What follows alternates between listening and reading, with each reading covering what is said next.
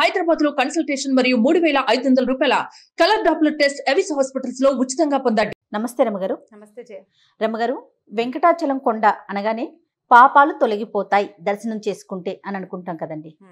మరి దీనికి సంబంధించి ఏదైనా ఇతివృత్తం ఉందండి? అంటే ఇలా జరిగింది అని ఏమన్నా ఉందా మనకి? అంటే వెంకటాచలము అంటే పాపములు పోగొట్టు కొండ. దాన్ని మనం క్రమంగా తిరుమల చేసుకున్నాం. తిరుమల అంటే మల అంటే కొండ, మలై అంటారు కదా. మల అంటే కొండ, తిరుమల అంటే మహా అద్భుతమైనది, పవిత్రమైన కొండ. అయితే ఈ వెంకటాచలము మనకి సాధారణంగా మనం ఏం చెప్పుకుంటాం, కలో వెంకటనాయక అంటాం. అంటే కలియందు వెంకటనాయకుడు అని. కలియుగ ప్రారంభంలో స్వామివారు వెలిసి ఉండవచ్చు అని. కలియుగ ప్రారంభంలోనే స్వామివారు వెలిసి ఉంటారు. అప్పటి నుంచి ఉన్నారండి. అవును. అయితే ఈ కలియుగ ప్రారంభంలో ఏం జరిగింది, మనకి కొంచెం పూర్వకథ ముందులోకి వెళ్తే పరీక్షిత్ మహారాజు మరణించాడు. పరీక్షిత్ మహారాజు ఎట్లా మరణించాడు, సర్పయాగం కథలు అప్పుడప్పుడు మనం తెలుసుకుంటాం. అవును. పరీక్షిత్ మహారాజుని శమీక మహర్షి కుమారుడు శపించాడు. చిన్న బాలుడు, మా నాన్న మెడలో ఎవరైతే చచ్చిన సర్పాన్ని వేశాడో వాడు సర్పపు కాటికి ఎవడైతే అతడు అని శపించాడు. అంటే తక్షకుడు ఆవాహన చేయబడ్డాడు ఈయన పరీక్షిత్ మహారాజుని కాటు వేయటానికి. తక్షకుడు బయలుదేరాడు.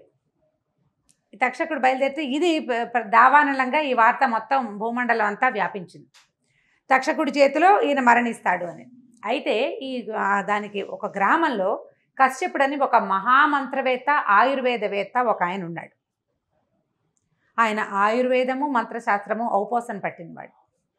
తక్షకుడు కాటు వేసిన తర్వాత తన ఆయుర్వేద మంత్రశక్తితోటి రాజును బతికిద్దామని బయలుదేరాడు. తక్షకుడు కశ్యపుడు ఎదురుపడ్డారు, మాట్లాడుకున్నారు.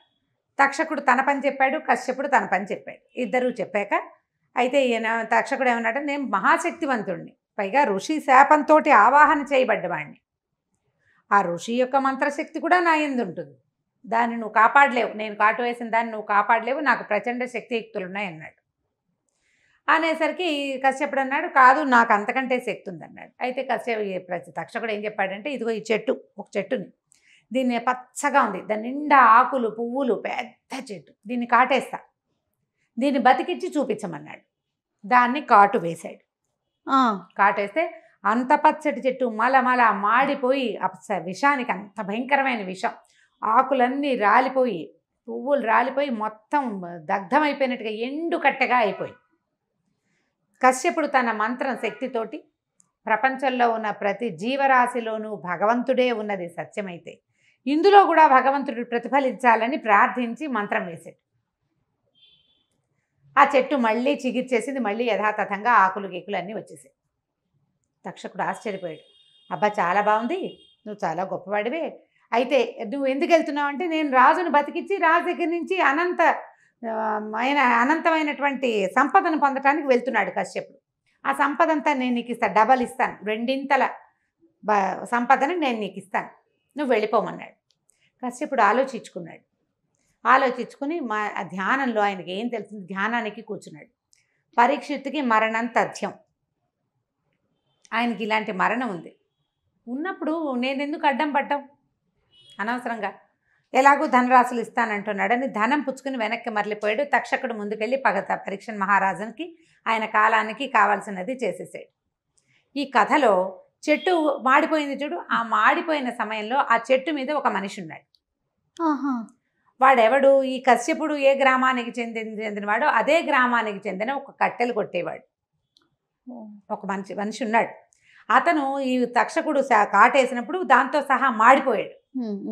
కశ్యపుడు బతికించినప్పుడు బతికేశాడు. చెట్టు దిగి వెళ్ళి గ్రామంలో అందరికీ చెప్పాడు, ఇట్లా జరిగింది. కశ్యపుడు రాజుని బతికించడానికి వెళ్ళి తక్షకుడిచ్చిన అనంత ధనరాశిని తీసుకుని వెనక్కి మరలిపోయాడు, రాజును రక్షించడానికి వెళ్ళలేదు అని. దాంతో గ్రామానికి వెళ్ళిన కశ్యపుడిని గ్రామంలో బహిష్కారం చేసేశారు వాళ్ళంతా. రాజు చనిపోవటం తథ్యమైనా సరే చివరి నిమిషం వరకు నువ్వు ప్రయత్నం చేయాలి, మానవ ప్రయత్నం చేయాలి కదా. ఖచ్చితంగా రాజు మరణానికి నువ్వు కారణం, ఆయనకు బతికించే అవకాశం ఉండి కూడా నువ్వు తీసుకోలేదు అంటే రాజు హత్య చేసావు నువ్వు.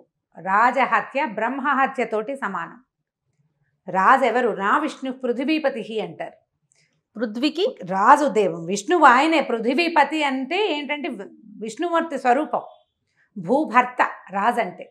భూమండలానికి చక్రవర్తి అయినవాడు సాక్షాత్ భగవద్ విష్ణువు, భగవానుడైన విష్ణు స్వరూపుడైన వాడిని నీకు బతికించే అవకాశం ఉంటే ధనరాశి కోసం వదిలిపెట్టావు నువ్వు. అతను ఏం చెప్పినా వాళ్ళు వినలా. గ్రామ బహిష్కారం చేశారు ఆయన. ఒప్పుకోలేదు వాళ్ళు. ఒక హత్య ఏమనాలంటే వాడిని హంతకుణ్ణి మాతో పాటు మేము ఉంచుకోమన్నారు.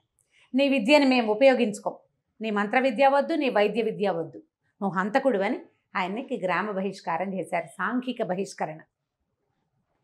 ఈ బహిష్కరణకి గురైన కాశ్యపుడు దిక్కు తోచల, ఊళ్ళో కడుగుపెట్టే వీల్లేదు. బ్రాహ్మణ్యం అంతా అతన్ని బహిష్కరించింది. దాంతో ఆయన అలా ఎక్కడికో పడి వెళ్ళాడు. ఏం చెయ్యాలో తోచలేదు. ఈ పాపాన్ని ఎట్లా పోగొట్టుకోవాలో అతనికి అర్థం కాలేదు. సాంఘిక బహిష్కరణ చాలా పెద్ద శిక్ష. అవును కదా, చాలా పెద్దది. తీర్థాటన చేయటం మొదలుపెట్టాడు. అయితే ఈ తీర్థాటనలో ఆయనకి శాకల్యుడు అనే ఒక మహాముని పరిచయం అయ్యాడు. ఈ శాకల్యుడు మహా గొప్ప మంత్రవేత్త. ఈయన పాంచరాత్రంలో సిద్ధి పొందినవాడు. శాకల్య సంహిత అని ఒక మహాద్భుతమైన సంహితను కూడా రచించాడు ఆయన. అయితే ఈయన శాకల్యుడిని ప్రార్థించాడు, ఈ కష్టం నుంచి నన్ను గట్టెక్కించమని. అప్పుడు శాకల్యుడు ఏమన్నాడంటే, నువ్వు ఏ బేస్ మీద ఊరుకున్నావు? ఎలాగో మరణం తథ్యమని మానేసావు నువ్వు. మరణం తథ్యం అయినా సరే చివరి వరకు ప్రయత్నం చేయాలి. ఎవరైనా సరే నీ వంతు నువ్వు ప్రయత్నం చేసి తర్వాత భగవదేచ్ఛ. ఆయనకి మరణం తథ్యం అయినప్పటికీ రక్షించటానికి బయలుదేరిన వాడివి, రక్షించగలిగే అవకాశం ఎంతో కొంత ఉన్నవాడివి, నువ్వు ప్రయత్నం చేయకపోవటం ఉంది చూడు, అది అపరాధం, చాలా పెద్ద తప్పు. ఆ తప్పుకే నీకు ఈ శిక్ష పడింది. కాబట్టి ఒక పని చేయమన్నాడు ఆయన. ఇప్పుడు మనం చెప్పుకుంటున్నదే, వెంకటాచలానికి వెళ్ళు, స్వామి పుష్కరిణిలో స్నానం చేయి. స్నానం చేసి ఈ అపరాధాన్ని క్షమించమని, నువ్వు చేసిన పని, నీ యొక్క సిద్ధి, నువ్వు ఎట్లాంటి నీకు ఉంది, తపశ్శక్తి, మంత్రసాధన ఉంది, ఆయుర్వేద శక్తి ఉంది, ఆయుర్వేద మంత్రశాస్త్రం తెలుసు నీకు. నాకు ఇవన్నీ భగవద్దత్తమైనవే. భగవద్దత్తమైన విద్యని పూర్తిగా చివరి వరకు ఒక రోగి, ఒక వ్యక్తి, ఒక మానవుడి మరణం వరకు నేను ప్రయత్నం చేస్తాను అని ఒక ప్రమాణం చేసుకుని స్నానం చేసి స్వామిని దర్శించు. ఆయన నీ పాపాలు పోగొడతాడు. వెంకటాచలమే పాపాలని పోగొట్టగలిగే కొండ. వెంకటేశ్వరుడే పాపాలని పోగొట్టగలిగే దైవం. ఆ స్వామి యొక్క పుష్కరిణే నీ పాపాలు కడిగేసే నీరు అని చెప్పాడు. అప్పుడు ఈయన ఈ కాశ్యపుడు బయలుదేరి వెళ్ళి, అతి కష్ట సాధ్యం, దుర్లభం ఆ కొండ ఎక్కటం. అప్పటి కాలంలో ఏవీ లేవు మార్గాలు. అలాగే నడిచి నడిచి నడిచి నడిచి వెళ్ళాలి. స్వామి పుష్కరిణిలో స్నానం చేసి వరాహస్వామిని దర్శించి తర్వాత వెంకటనాయకుడిని దర్శించి తన పాపాన్ని పోగొట్టుకున్నాడు, తను చేసిన తప్పుని. ఇప్పటికీ కూడా చివరి వరకు ప్రయత్నం చేయని వాళ్ళు ఎవరైనా, తల్లులు అనారోగ్యంలో, తండ్రులు అనారోగ్యంలో, ఎలాగో అయిపోయే స్థితికి వచ్చింది కాబట్టి అని వైద్యం చేయకుండా వదిలేసిన వాళ్ళు, ఆ పాపం మహాపరాధం, దాన్ని పోగొట్టుకోలేం. దాన్ని పోగొట్టుకోవాలంటే ఈ కాశ్యపుని వృత్తాంతాన్ని జ్ఞాపకం చేసుకుంటూ స్వామి పుష్కరిణిలో స్నానం చేసి స్వామిని చూస్తే గనక ఈ పాపం పటాపంచలు అవుతుంది. అలా మన పాపాన్ని మనం చెప్పుకోవాలి.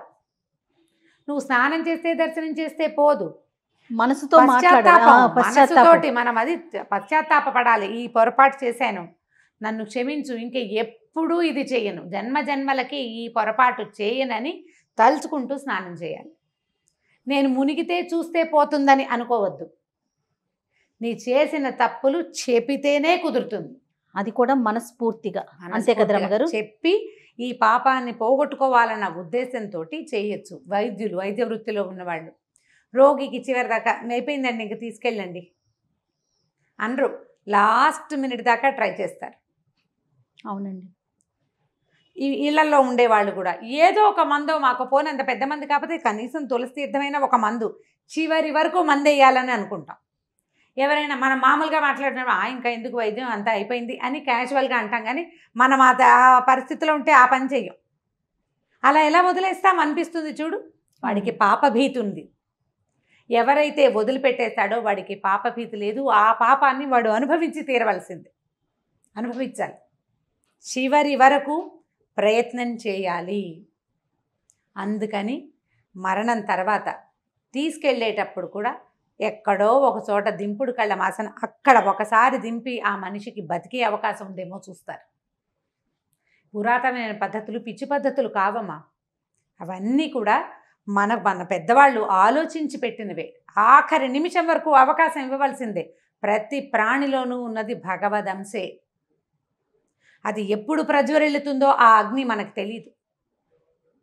చివరి వరకు ఆ అగ్నికి మనం అవకాశం ఇవ్వాలి. అది ఇవ్వని కాశ్యపుడు ఇలాంటి ఇబ్బందికి గురయ్యాడు. కరెక్ట్గా పరీక్షిత్ మహారాజు మరణించిన తర్వాత ఇంకా కొంచెం కొద్దిగా మిగిలింది కలి, అంటే ద్వాపర యుగం చివరికి వచ్చేసింది కదా, కలి ప్రారంభం అవుతుందని చెప్తారు. జనమేజయుడు వెళ్ళిపోయాక అట్లా కాస్త అటు ఇటుగా ప్రారంభమైంది. అప్పటి నుంచే స్వామివారు ఉన్నారు. అప్పుడే కాశ్యపుడు వచ్చి స్వామిని దర్శనం చేశాడు. మనం కూడా ఇప్పటికీ కూడా ఇప్పుడు అవన్నీ ఉన్నాయండి, ఇలాంటి ప్రశ్నలు వేయొద్దు. అలాంటివి లేకపోతే మనం దర్శనానికి వెళ్ళాలన్న ఊహే రాదు మనకి. ఎందుకు చూడ్డం, ఎందుకు తిరుమలకు వెళ్తాం, మన పక్క సందులో ఉంటుంది గుడి, ఎందుకు మన ఇంట్లో ఒక పటం పెట్టుకుంటాం. అసలు దేవుడే లేడు, మనమే పుట్టామని భావిస్తాం. తర్వాత మనంతటా మనమే పుట్టాం, మనమే వెళ్ళిపోతాం, మన ఇష్టారాజ్యం. ఊరికి నోటి మాటకే కదా, లోపల తెలియదు మనకి. మనంతటా మనం పుట్టలేదు, మనంతటా మనం చేయలేదు, మనంతటా మనకి ఏది రాదు. అన్నీ భగవంతుడు ఇవ్వవలసిందే. ఆయనని ఇట్లా దర్శనం చేయాలి. నువ్వు చేసిన పొరపాటుని, అసలు నాది పొరపాటుని గ్రహించకపోవడం ఒక పెద్ద పొరపాటు. ఆ తెలివి వస్తుంది నీకేదో ఒక దశలో, ఇది నేను చేసిన తప్పు, ఇది నా పాపము అని నువ్వు భావించిన నాడు ఇట్లా స్వామి పుష్కరిణిలో స్నానం చేసి ఈ పాపాన్ని పోగొట్టమని ప్రార్థించి స్వామిని దర్శనం చేస్తే సమస్తమైన పాపాలు పటాపంచలైపోతాయని చెప్తారు. బా, మంచి కథ కదా. తెలుసుకోవాల్సిన విషయం అండి ఖచ్చితంగా. రమ్మగారు నమస్తే. నమస్తే.